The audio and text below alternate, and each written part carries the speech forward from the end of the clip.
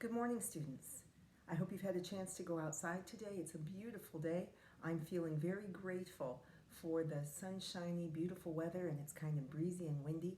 I also want to say that I'm also feeling very grateful for the chance to see you every day in these videos. I really miss you guys, and it's great to be able to make this connection every day. Let's take a look at our morning message. April 2nd, 2020. Dear students, spring break is in 2 days. What special things are you doing to celebrate spring? Mrs. Kilmer. Okay, let me reread that and make sure I understand the question. Spring break is in 2 days, right? Okay. What special things are you doing to celebrate spring? What special things to celebrate spring? So, when I think about things to do to celebrate spring, it has anything to do with the beautiful new weather we're having outside, the change in the season, some of the holidays that we talked about yesterday.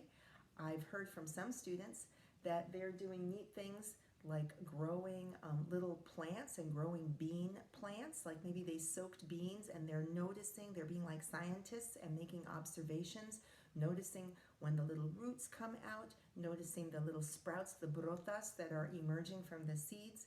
And then they're doing more learning about plants.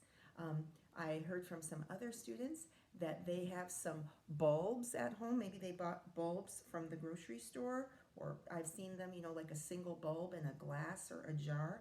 And bulbs are the kinds of things that, grow flowers like that, right? And so you can also get single bulbs here and there. And I heard from some students that they are growing the bulbs, and they're like also being like scientists, like they're drawing pictures of the bulbs because they grow step by step and they're measuring to see how tall they're getting. So that would be like a fun learning activity connected to spring. Other children are spending time outside working on their physical goals. I've heard from some students who have been learning how to bike or also learning or enjoying doing other activities outside, getting better and better at scootering, stuff like that. So another special thing that some of you might be doing next week has to do with the holidays that are coming up, maybe with Easter, whether or not you celebrate Easter. There are lots of fun activities that sometimes families do around Easter. Maybe they decorate eggs. Anyway, and in sticking with that theme, today I'd like to share with you a really neat old story about Easter eggs, about Easter egg artists. So I'll be back in a minute with that story. Students, welcome back. We're going to enjoy a story called The Easter Egg Artists by Adrienne Adams. And on the cover I see, maybe it looks like a rabbit family. Maybe is that the mom and the dad, and there's the little rabbit at the top, and it looks like they are painting that beautiful egg. And on the back is the same picture. And on the back it says here, it's interesting, this is a weekly reader children's book club. I don't know if they do this anymore, but in the old days when I was a kid, some publishers, you could join a book club, and every month or something they would send neat books to your home. And this is a super, super old book from the 70s and late 60s. That's part of a book club like that. The Easter Egg Artists. Oh, look at these beautiful illustrations. This is from publisher is Charles Scribner's son, written by Adrienne Adams. Wow. So I see there's some mom bunny with two little bunnies looking at this very fancily decorated car, while the car is like it's painted like an Easter egg. I wonder what that's going to be in the story. And there's that same design again. Oh wow. And when I sneak peek this first picture, this looks kind of like an artist studio. An artist studio. There's easels and paints and a window to let in lots of light. And now I'm thinking about the title again, Easter Egg Artists. Hey, I'm making a connection to Bunny Trouble yesterday. In that story, the whole bunny colony decorated eggs. But in this story, it seems like it's focusing on this family, and maybe they're Easter egg decorating artists. Let's see. There are Abbotts and there are Abbotts. Abbott is like a family name, like I'm Mrs. Kilmer, so I guess these are the Abbotts. These Abbotts are rabbits. Oh, that's fun how that rhymes. The rabbit Abbotts make the designs on Easter eggs. Their son Orson thought he wanted to be an artist too. He was going to try to help with the eggs next Easter. Father Abbott looked at the picture Orson had made to show what he could do. Well, he said to Mother Abbott, it's not bad for 5 minutes work, but look at him out there. He's forgotten all about it. Remember, he's still a youngster and needs to play, said Mother Abbott. That's what I mean. He may not be much help. And they're looking out the window and seeing Orson on stilts. Stilts. Oh, I'm thinking of Mount Dilma-Dilts from Great Day for Up. The Abbotts ordered 100 dozen eggs to be delivered in January. We should be back from our vacation by then, Father Abbott said, and we will have plenty of time to finish painting the eggs by Easter. It's already October, Mother Abbott said. We should leave soon if we want to get south before the cold weather comes. First, the car needs painting, said Father Abbott. Not the whole thing, Orson said, just the rusty parts. I'll do it.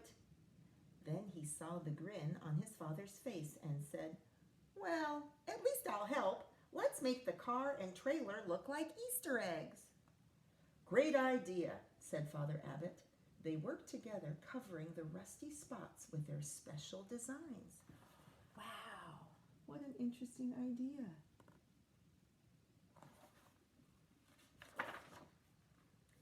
Then off the Abbotts went on their trip. They took along everything they would need for camping, and their paints and brushes too, just in case. Wow, Orson said after a while. People really like the way we painted the car. Everybody's looking. Dad, how do you make purple, red, and blue together? Right, said Father Abbott. Fasten your seatbelt. Oh, so they're off on their camping trip.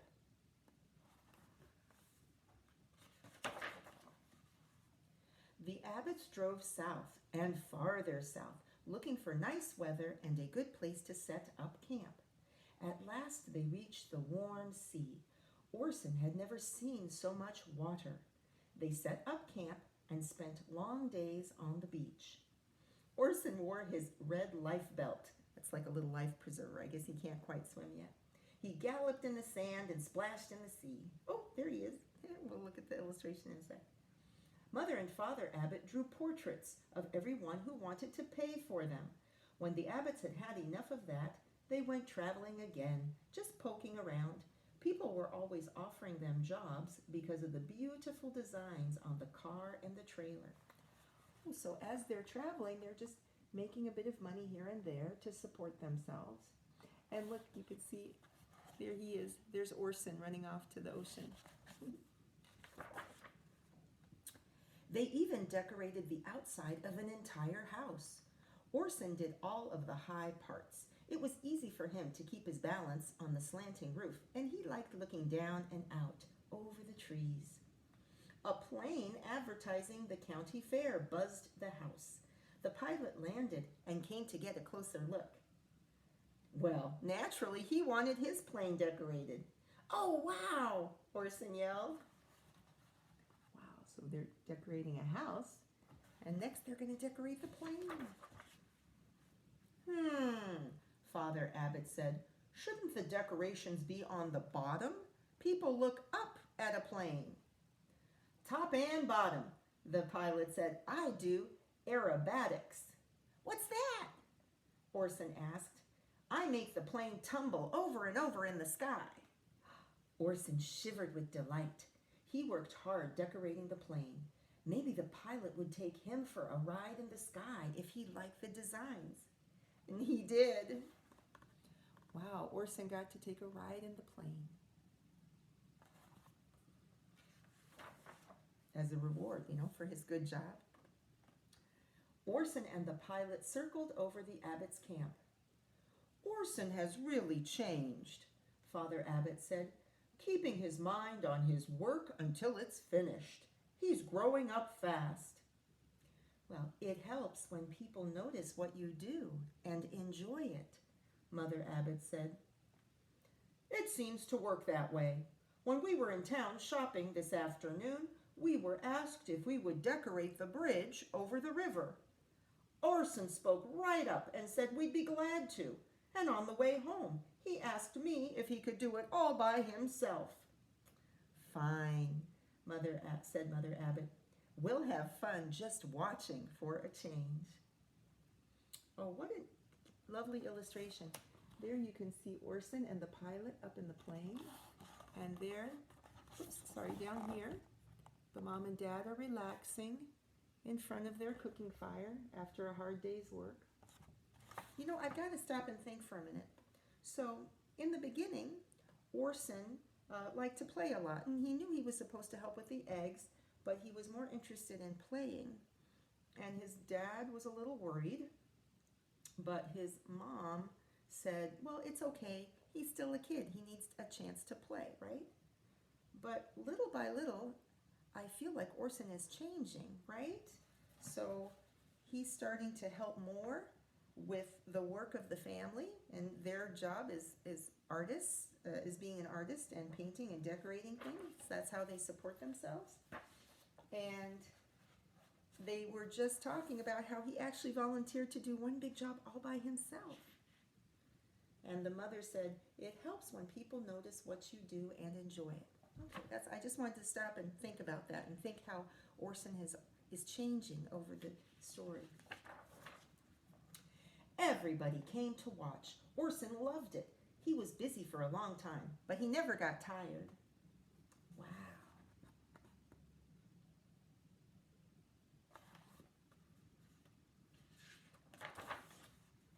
It was January when he finished, and the Abbotts had to hurry home and start painting the Easter eggs. Would Orson be able to settle down and work in the studio after all that had happened? Would he be interested in painting Easter eggs? 100 dozen, Father Abbot said to himself. That's 1,200 eggs, 600 apiece if we have to do them all without Orson's help. So the parents are talking in the car, and there's Orson peeking out the back. The eggs were there when the Abbotts got home. Goose eggs, duck eggs, chicken eggs, and ostrich eggs too. Ostrich eggs. Wow. They're like extra big. You know, an ostrich is a big land bird that doesn't fly. Maybe you could look it up and see a picture of it. It was the ostrich eggs that got Orson interested. He tried one, and another, and another. Soon he was working as hard as he had worked on the bridge. He was having a wonderful time because... ellipses. Why was he having such a good time?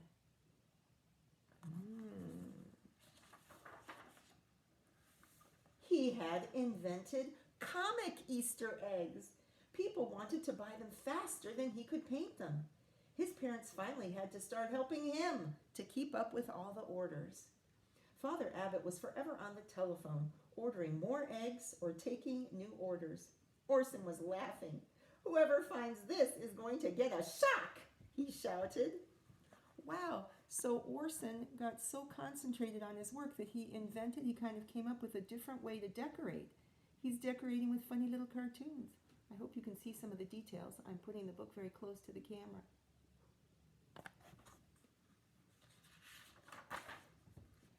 Easter came at last. All of the orders had been filled and shipped out. The only eggs left were for the Abbotts' annual Easter egg hunt. The little rabbits of the neighborhood were eager and waiting. The Abbotts, all three of them, hid the eggs the night before by flashlight. Wow, this is such a cool illustration. It's showing nighttime, so it's like the whole page is black, but then the artist, the illustrator, just made a little bit of light in the three areas to show the Abbotts hiding the eggs. What a neat picture.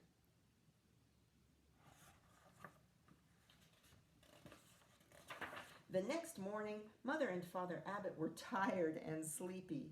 But not Orson. He was up and out. He climbed into a tree where he could watch the little ones hunt the eggs. His parents couldn't resist. They had to get up and look out the window once. Well, was all Father Abbott could say, and Mother Abbott smiled sleepily. Wow.